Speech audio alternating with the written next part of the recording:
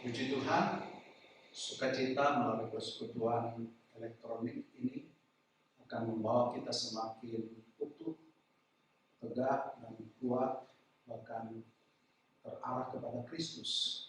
Dan pada saat ini kita bersama-sama akan datang dalam satu persekutuan ilahi, persekutuan di mana kita hadirkan Tuhan di antara kita, walaupun berbeda jarak, berbeda tempat, tidak saling melihat, tapi Tuhan mengenal hati kita masing-masing. Dia ada dimanapun kita berada, Dia ada bersama dengan kita. Dan itu sebabnya kita mensyukuri akan janji Tuhan, agar di tengah pergumulan kita, Tuhan menginginkan agar kita tetap kuat, tetap survive, tetap mengiring Tuhan, tetap meyakini bahwa Tuhan tidak pernah meninggalkan kita. Kita alaskan dalam doa. Bapa di dalam Kristus Yesus, kami datang di hadapan hadirat-Mu, kami sangat mengagungkan Engkau, kami memuji Engkau, karena Engkau adalah Allah yang setia, Allah yang telah membuktikan bahkan Engkau telah mati dan bangkit bagi kami. Dan kami bersyukur bahwa jaminan ini menjadi bagian kami. Saat ini kami akan datang pada perenungan kebenaran firman Allah, tapi sertai kami, urapi kami, sehingga sama-sama kami boleh diberkati oleh Tuhan. Urapi hamba-Mu, urapi kami semua, pendengaran kami, penglihatan kami, semua indera kami terkonsentrasi hanya kepada Tuhan. Dan Engkau berfirman bagi masing-masing kami. Kami serahkan acara ini ke dalam tangan Tuhan, di dalam nama Tuhan Yesus Kristus kami berdoa. Amin. Bersama ini kita akan datang di hadapan Tuhan. Puji Tuhan. Kekuatan Tuhan adalah dalam kita. Dan siapa kita berharap tidak manusia dapat menolong kita kecuali hanya Tuhan Yesus Kristus. Di saat yang penuh kegelisahan ini, kita perlu memiliki kekuatan, dan kekuatan kita bukan dari diri kita sendiri. Kekuatan itu hanya datang dari Tuhan. Paulus berkata dalam Efesus pasal 6 ayat yang ke-10 bahwa hendaklah kamu kuat di dalam Kristus.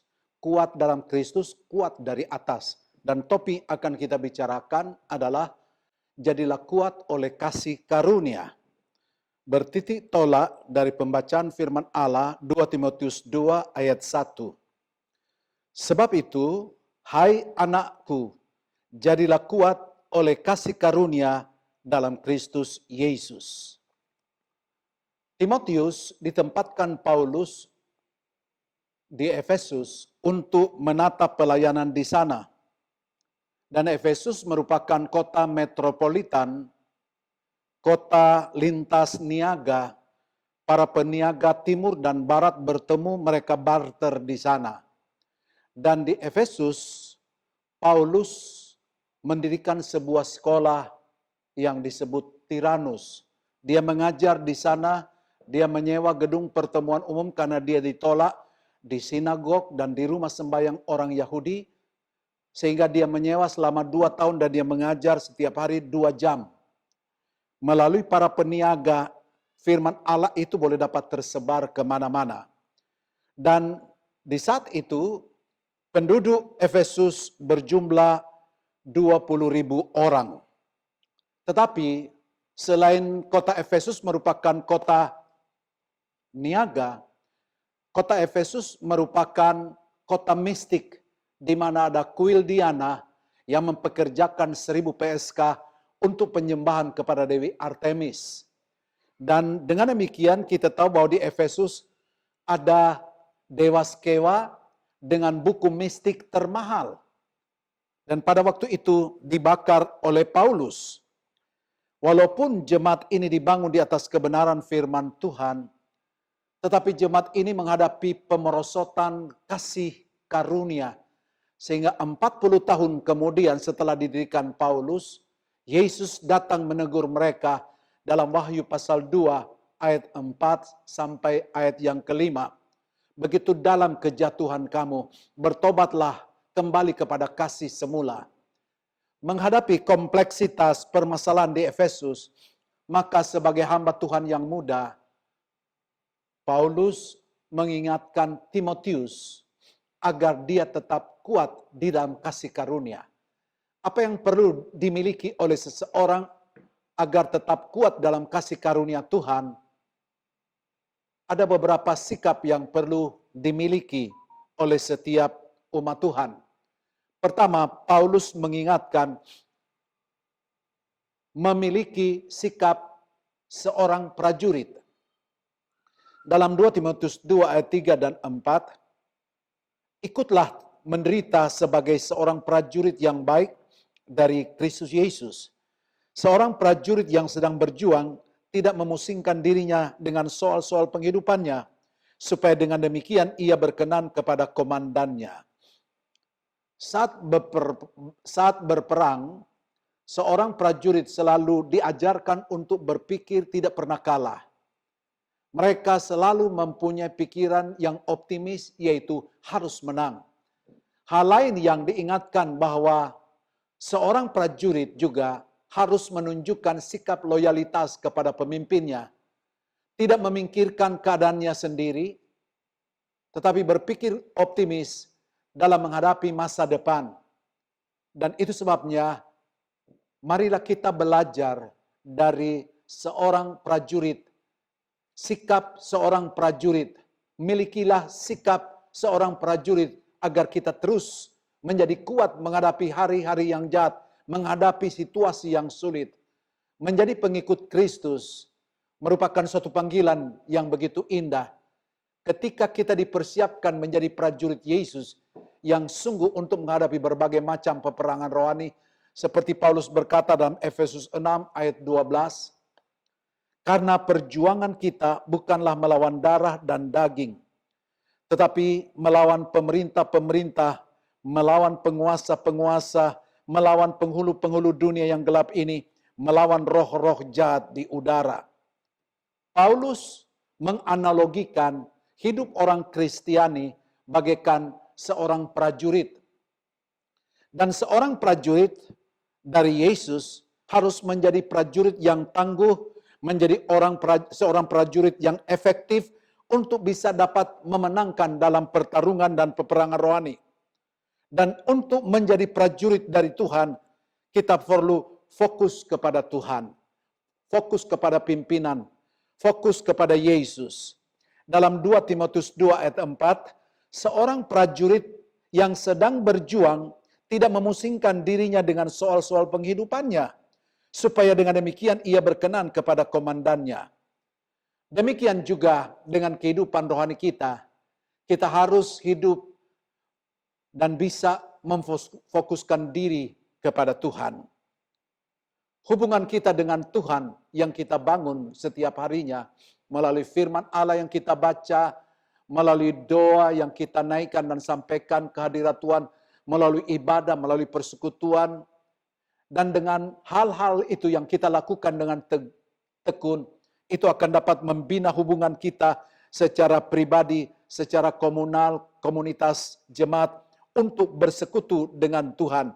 Dengan demikian kita sedang membangun kehidupan rohani yang kuat dan bertumbuh terus hingga akhirnya kita akan menghasilkan buah pada waktunya. Hidup kita pasti akan menjadi berkat bagi orang lain. Kita akan terbentuk menjadi prajurit Tuhan yang kuat dan handal, yang siap untuk menolong dan membantu setiap orang yang dalam kesusahan dan di dalam permasalahan. Karena itu, Paulus mengingatkan saudara-saudaraku yang kekasih, berdirilah teguh, jangan goyah, dan giatlah selalu dalam pekerjaan Tuhan, sebab kamu tahu bahwa dalam persekutuan dengan Tuhan, jeripayamu tidak sia-sia. Hari-hari ini, semakin tantangan, semakin pergumulan, semakin musuh-musuh yang besar bagaikan Goliat menantang kehidupan kita, kita akan semakin menjadi orang yang menang. Kita semakin berhasil sebab prajurit Tuhan, kita memfokuskan diri kepada Tuhan. Dan itulah keyakinan kita di dalam Kristus, kita adalah pemenang bersama Tuhan. Paulus berkata, pengharapan kita tidak pernah mengecewakan, pengharapan kemerdekaan, pengharapan kekuatan dan pengharapan untuk berkemenangan di dalam Tuhan. Yang kedua, sikap yang perlu dimiliki oleh seorang yang kuat di dalam Tuhan, yaitu miliki sikap seorang olahragawan. Selain Paulus menganalogikan orang Kristen bagaikan prajurit, kita juga dianalogikan bagaikan olahragawan. Dalam 2 Timotius 2 ayat 5, seorang olahragawan hanya dapat memperoleh mahkota sebagai juara apabila ia bertanding menurut peraturan-peraturan olahraga. Seorang olahragawan terkenal dengan kedisiplinannya. Mereka selalu berlatih agar mempunyai daya tahan yang kuat menghadapi setiap babak pertandingan. Selain itu, mereka pun melatih untuk selalu mengembangkan potensi mereka, karena di setiap pertandingan mereka akan menghadapi lawan yang lebih kuat. Oleh sebab itu, pengembangan diri akan sangat penting.